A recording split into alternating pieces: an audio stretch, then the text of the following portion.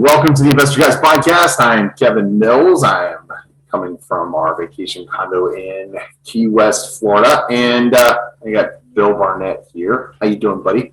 Miss you. I'm doing incredibly well, my friend. You know, Kev was out on the dock earlier. We were going to do the podcast with him out on the boat dock, and he said, it's just too hot. I'm like, good problem to have. That's a great problem to have. Yeah, it was way too hot, and the sun was just so intense, and I didn't want to smear a whole bunch of sunblock all over my face before the show. And so, episode 84. Welcome, everybody, to episode 84 of the Investor Guys Podcast.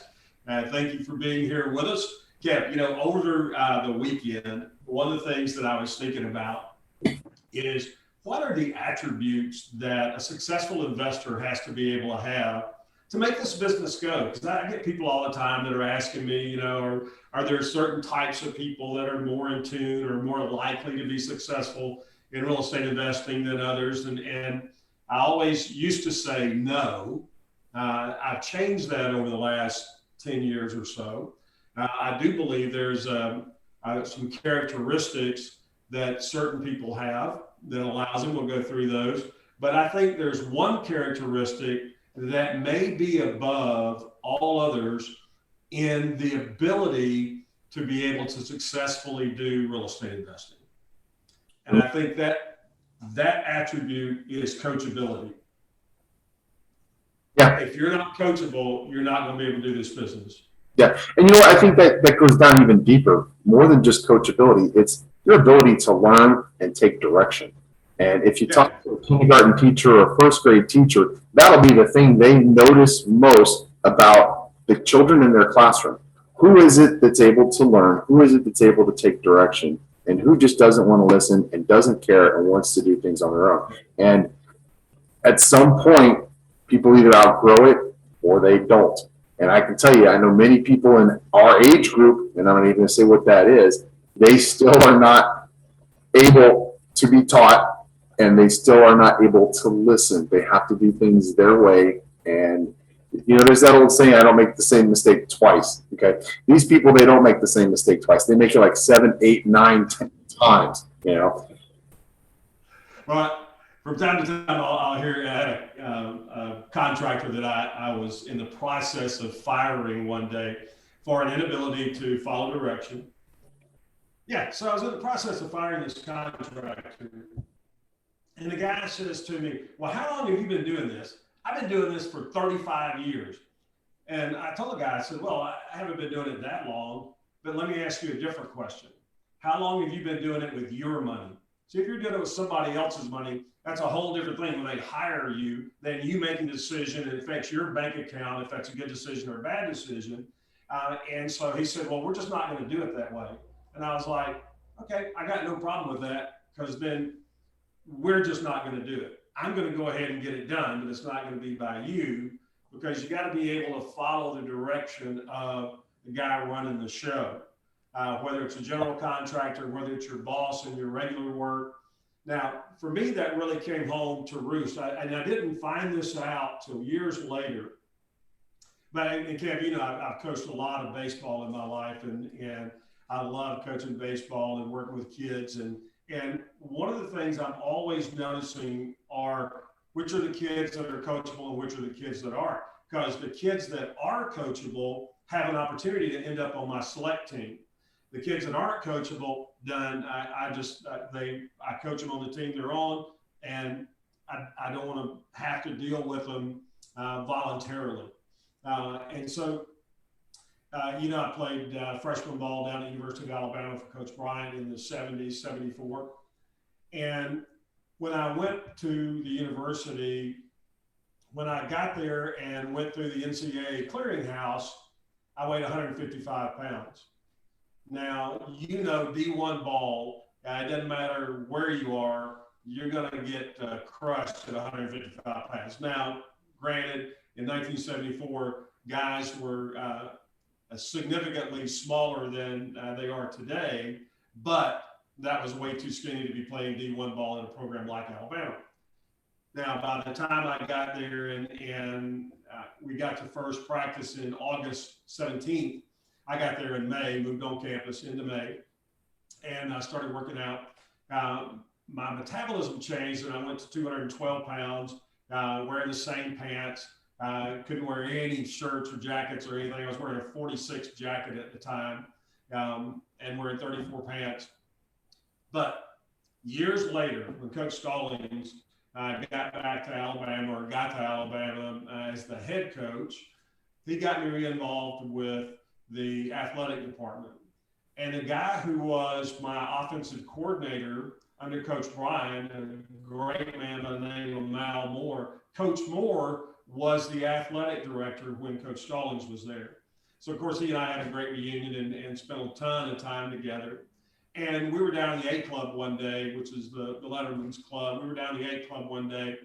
By the way, I was not a member of the A Club, but he was like, dude, come on down. He took me down and introduced me around a bunch of some of them I knew, like Richard Todd, who was our quarterback. But anyway, we were having lunch, we were yakking, and I said, Coach, what was it that you guys saw that allowed me to be able to stay? Because when you're a walk-on, which is what I was, when you're a walk-on, you just don't show up. You can just show up at a D1 school, but they're going to say, hey, no thanks. Now they refer to it as an invited walk-on. You really have to be invited. In our day, you could show up and they'd just say, I'm sorry that we just don't have room, or they would run your butt off. And we had a bunch of guys that got run off early on. But I said, what was it that got, there were like 4 of us that ended up as invited walk-ons. Like, what was it that allowed me to be part of that group? And he said, you didn't know? And I went, no. And he goes, well, after you got down here and got past the NCAA clearinghouse, we got a call from your high school coach. And Coach Sutton said that you may not be the best athlete he's ever coached, but you were the most coachable athlete he ever coached. And that's all we look for. We look for character. Yeah, we want you to be big and fast, and we want all that stuff. But if you're not coachable, you're not going to be here. And he said, but you were a good size. And I said, no, I was a good size when you met me, because when I started, when we reported for fall, I was at 212. And for a back, that was a good size in the 70s. You still have backs that are that size today. And it didn't hurt my speed any. But he said, it's that coachability thing that allows us to look at kids and go, this is a kid we can work with, this is a kid we can't work with. And if we decide that we can't work with you, you're gone. And I said, yeah, that's great. I said, same way I was doing some baseball then, same way I am with my kids. And that is crucial. I heard a mentor of mine, a guy named Russell Brunson, was talking about coachability the other day, and it just came rushing back to me. That is one of those things that if you're not coachable, it doesn't matter how much real estate knowledge you have, you are going to put yourself in a pickle and not do well. We ought to be coming up break time. So let's take that break, and when we get back, I want to break that down a little bit more, because if we go into this, we can show how that type of affinity for coachability, for learning, essentially is what it is. Being willing to listen to somebody else tell us their knowledge and be able to incorporate that improves our life. So we're going to talk about that in just a second. A lot of real estate training programs claim that they will make you a millionaire, but how many of them will guarantee it? The Millionaire Blueprint comes with a Millionaire Guarantee. I guarantee that if you use the strategies and you use the formulas that you learn in the Millionaire Blueprint, you will be a millionaire. I guarantee that with a double your money back guarantee. Whether you have hundreds of thousands of dollars to invest or absolutely nothing, it doesn't matter. I'm going to show you how to start investing and be a millionaire guaranteed. Now, I can't tell you all about it in this short amount of time, so go to the guaranteedmillionaireblueprint.com. That's the guaranteedmillionaireblueprint.com. Watch the videos there. Read about the guarantee. Read more about what we offer with the Millionaire Blueprint. Get signed up. I'll see you in Palm Beach.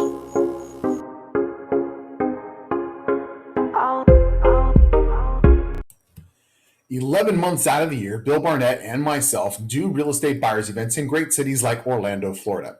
We bring a group of investors to the cities where we have personal experience. We show them what we're buying, what not to buy, the strategies that we're using to get great returns on our real estate investment portfolios in these specific markets. These events are designed to put properties into your portfolio while you are here. To read more about the real estate buyers events, go to realestatebuyersevent.com. That's realestatebuyersevent.com. Our schedule is there. You're going to read more about the event and you can even register. We'll see you at our next event.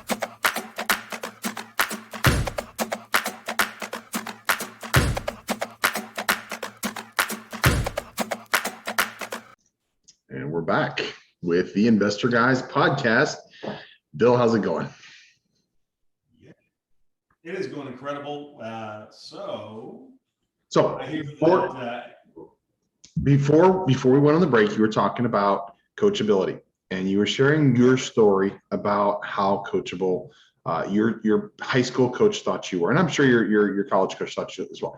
And what I'm going to say is, your success in real estate, your success in being a real estate educator, is rooted in all of that. Because if you weren't able to listen to the input, and you have people, we've shared stories before. You have people that you consider your mentors and your coaches going way back 20 years, 30 years.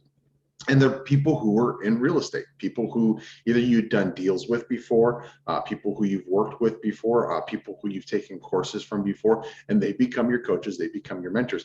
And that has been key to your success. That has been the foundation of your success. And it's really more than just coachability. And we can call it coachability, but it is your willingness and your ability to say, you know what, I don't know it all. Okay. I know a lot maybe, but I don't know it all. Somebody knows something, whether they know more than you or not, they know something you don't, and you can learn something from them. And at some point, just having conversations with people who have been in this industry for a long time will just get the wheels in your head turning, and you'll learn something else on your own. Literally, just it came from the universe, because the conversation that you had led you in that direction. You have one of those aha moments, as Mark Victor Hansen and Bob Allen call it. So being coachable means being open and willing to learn, but to learn from others, and not have this attitude of, well, my way's better, or I know what I'm doing. And I hear that all the time. Well, I know what I'm doing. And that was the story of you and your contractor. Your contractor's like, I know what I'm doing. I don't want to do it any different. I'm not willing to discuss it. This is what plays across for all of us. And here's the thing, Bill. We can tell these people this, but if they're not coachable, we're preaching to a brick wall. They're like, I already know it. I don't need to hear it. Go on to the next podcast. What in your life, okay, can you put your finger on and say, as a result of listening to so-and-so or coach so-and-so or whatever else, it changed my life in this way? Sorry, I didn't mean to put you on the spot and make you think. Well, one, when you go back to, yeah, that's always stressful. The thinking part. If you go back to, you mentioned me being a real estate educator. When you go back to my first speaking experience, that literally evolved out of a phone call with Mark Victor Hansen. He and I were yakking, and I was just calling Mark. We were just shooting the breeze, because he was one of the few people that I knew that would respect and get a kick out of. I had one of, and up until that point, the greatest quarter in real estate that I'd ever had. And it was pretty significant. And it'd be a very nice quarter today, but that was almost 30 years ago. And I called Mark just to share that with him. And so we're just yakking. I didn't want anything, need anything, wasn't calling for asking for advice. He was a guy that we were close enough. We would call and just catch each other up. So that's all I was doing. So Mark goes, I want you to come out to Glendale, out to the Ritz Carlton out here in Glendale, California, because I'm going to be speaking at an event this weekend and there's going to be 700 people there, and I want you to tell them what you just told me. And I just kind of chuckled. I said, hey, Mark, those people in California, they couldn't care less about my little real estate business here in Fort Worth, Texas.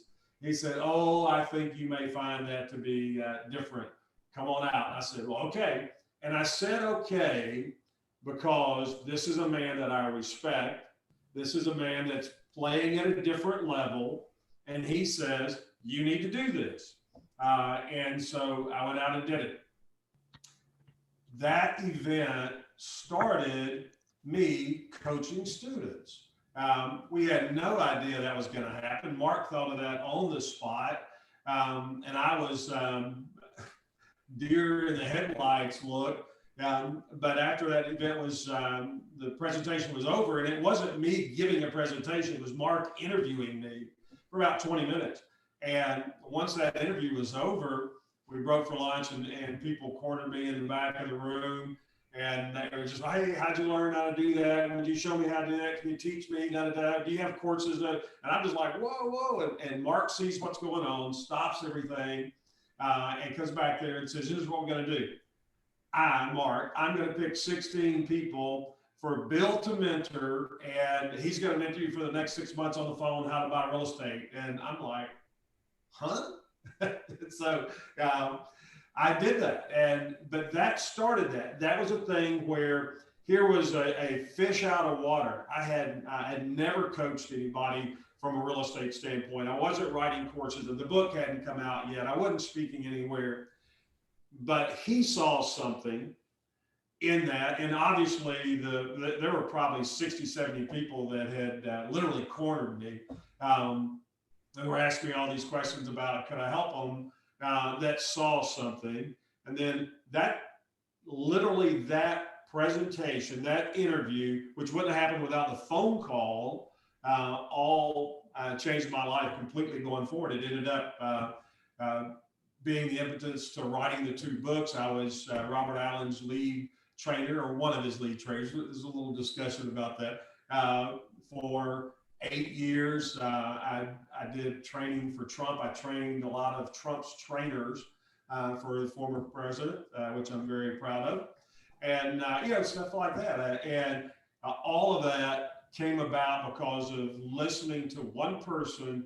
And here's the key thing that I want you guys to realize that applies and works for you.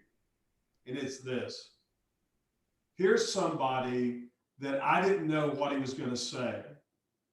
And I could have said, well, I'm not doing that. I could have said, oh, I've never done that. I can't do that.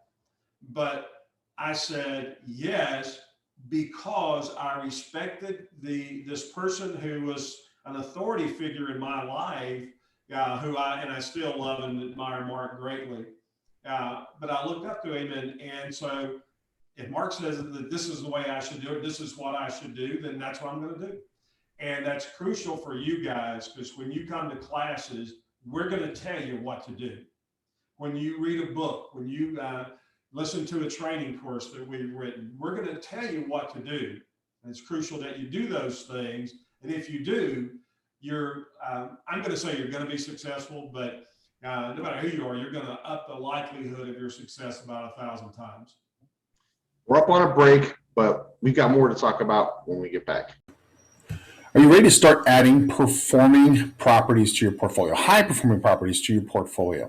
If so, check out the Real Estate Buyers event. Once a month, with the exception of December, Bill and I host a real estate buyers event in a high performing market where he and I are both investing. He and I both have experience. We share our experiences, our resources, what to buy, what not to buy, where not to buy, what strategies to use to get great returns on your investment in these markets. If you want to read more about it and you want to join us for one of these future real estate buyers events, go to realestatebuyerevent.com. That's realestatebuyerevent.com. We'll see you there.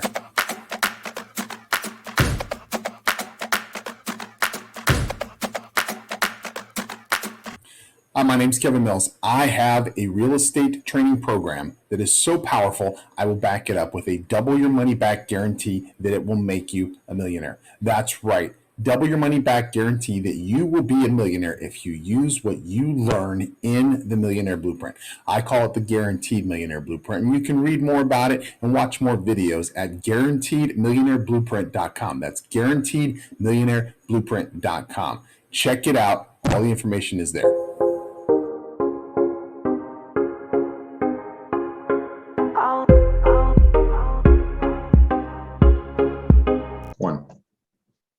And welcome back to the Investor Guys podcast. That young man in the great looking shirt there is Kevin Mills down in Key West, Florida, and Bill Barnett here, Fort Worth, Texas. And as you guys know, if you're a regular of the show, sometimes I hog time. So during the break, I asked Kev, one, for his forgiveness for taking all of the first two segments, because he's got such great content when we are sharing the microphone a little bit better. So, Kev, I'm going to hand it off to you, brother.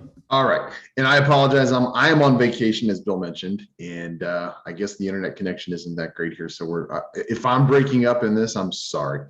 But what I wanted to mention this last segment is you hear so many educational programs and so many coaching programs call themselves the this and that mindset, the investor's mindset, the millionaire mindset, the ninja killer super investor millionaire mindset. It's a word that we just gloss over, but it literally is what you need to focus on if you are going to be a successful investor. In fact, if you're going to be successful in business or anything else, and it doesn't mean go take a class or a course that's labeled mindset, okay? Focus on your own mindset. Understand what mindset means and focus on setting your mind to what you want to accomplish. And I've heard all kinds of different things. There are people, and Bill and I both know them, who will tell you to visualize it. If you want to be a millionaire real estate investor, pretend you're a millionaire real estate investor and you'll be a millionaire. I don't agree with that. To me, that's living a lie. If you want to be a millionaire real estate investor, set your mind to it, put your goals together, and every single day work to make that happen. If you are every single day working to make that happen, you will be a millionaire investor. Okay. You don't have to say, oh, I'm a millionaire investor when you haven't bought your first property. So many people are sauntering around buying a fancy car so that they can pretend to be a millionaire real estate investor. And they're playing pretend real estate millionaire investor without actually walking the walk. They're just talking the talk. Yep. Don't talk the talk. You don't even have to tell anybody, okay? Because it's nobody else's business but your own. If you decide you want to be a millionaire real estate investor, set your mind to it. That is your mindset. Figure out what your goals are going to be. Figure out who you need to talk to, who's going to coach you into getting there. What information do you need to learn? What knowledge do you need to have? That is all part of having that mindset that's going to get you from where you are now to where you're going to be. And different things appeal to different people. For me, it's very much numbers, and it is for Bill as well. Okay, the numbers speak. A lot of people, they understand the strategies. They see things differently. But for me, I look at the numbers. I can break anything down and make it a numbers game and know whether or not it's something I want to do. We had this conversation, the people who I'm here with, family and friends, they're also real estate investors. We are unfortunately talking a lot of real estate on our vacation, or fortunately, I guess, depending on how you look at it.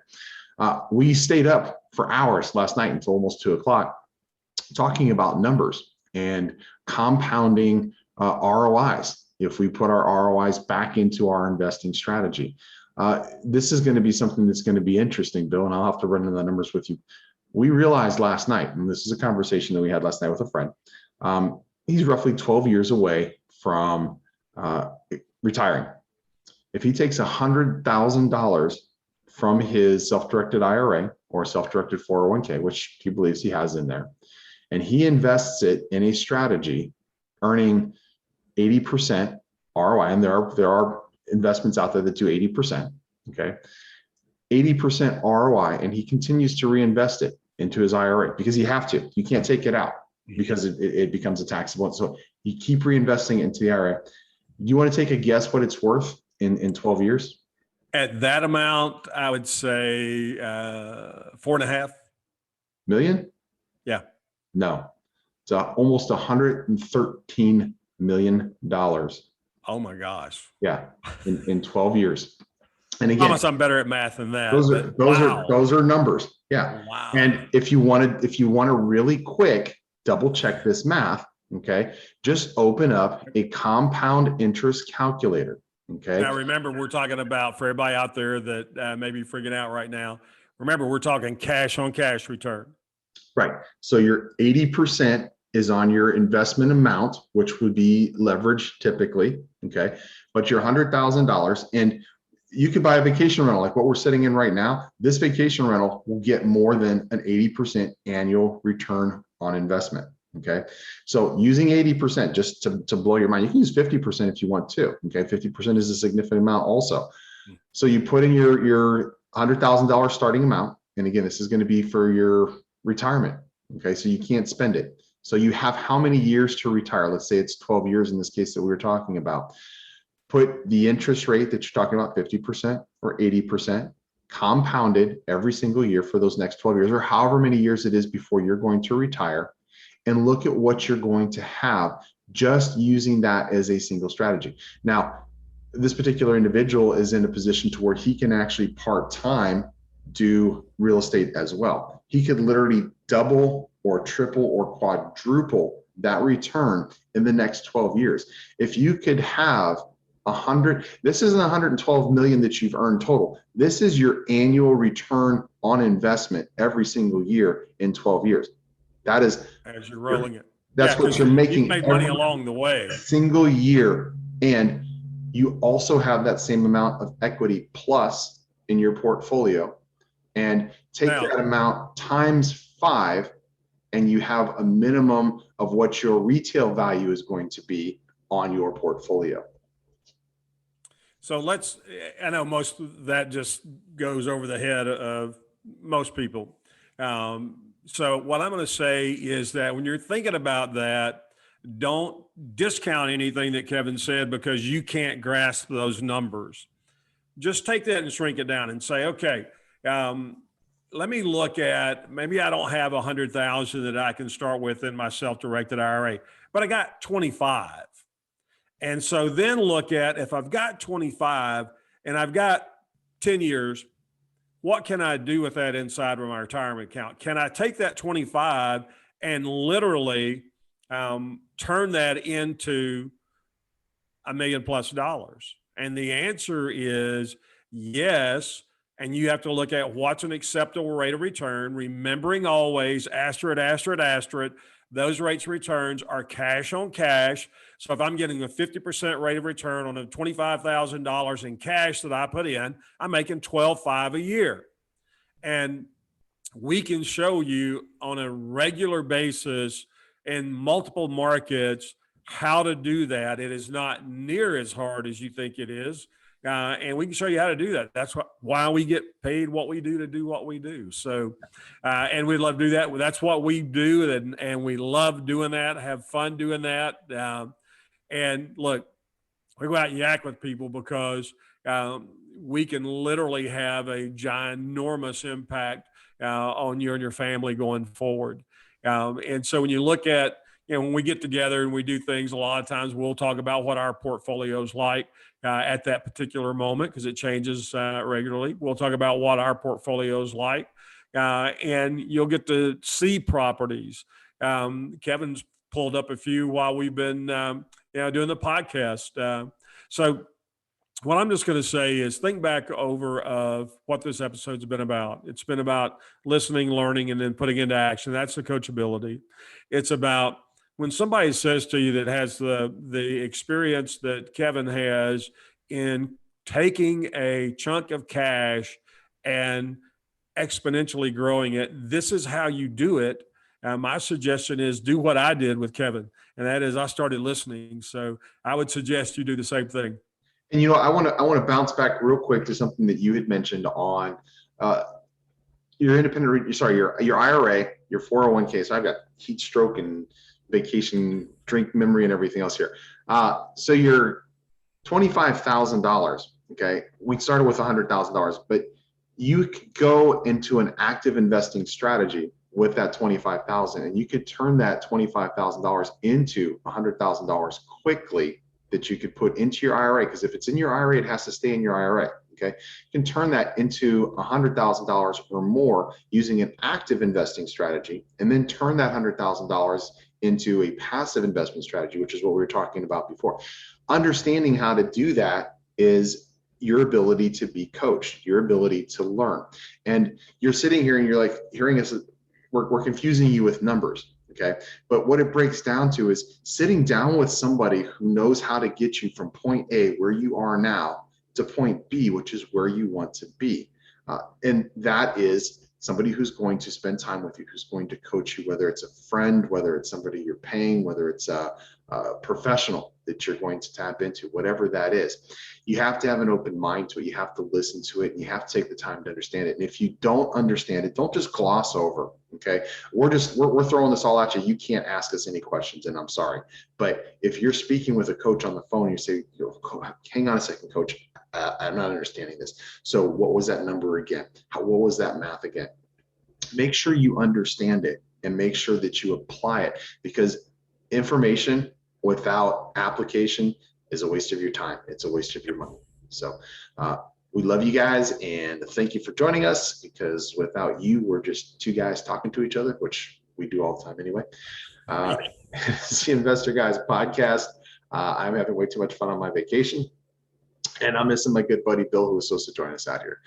We will see you guys on Thursday. I will find a more interesting location with better Wi-Fi on Thursday, a beach with good Wi-Fi maybe, and we'll do the show from there. I apologize if we're breaking up and if you see us freezing up. We will see you Thursday, Bill. We'll miss you. We'll be out here all week. Be out here all week. Maybe you can get out here still. All right. Thanks, everybody. We'll see you on the next Investor Guys podcast. Thanks.